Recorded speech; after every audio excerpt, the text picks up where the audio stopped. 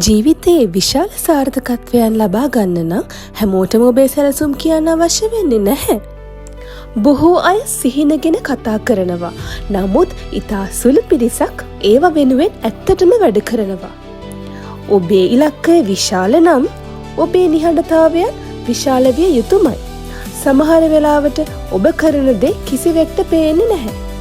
සමහර වෙලාවට ඔබේ උත්සාහය අගය කරන්නේත් නැහැ.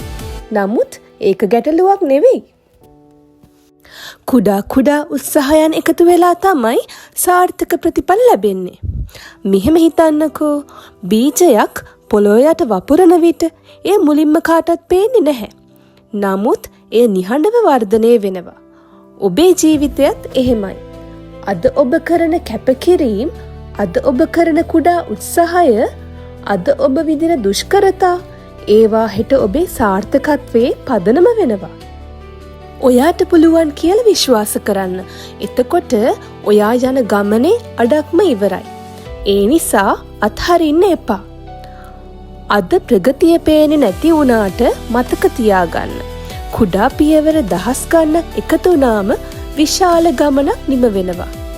දවසක් එනවා ඔබේ ප්‍රතිඵලය ඔබ වෙනුවෙන්ම කතා කරන. අන්න ඒ දවසට ඔයාට කිසිවෙක්ට ඔප්පු කරන්න අවශ්‍ය වෙන්නේ නැහැ.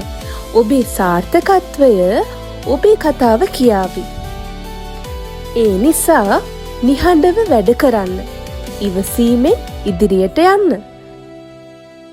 අද අතහරින්න එපා. මේ වගේ තව වීඩියෝ බලන්න කැමති නම් මාත් එක්ක එකතු වෙන්න.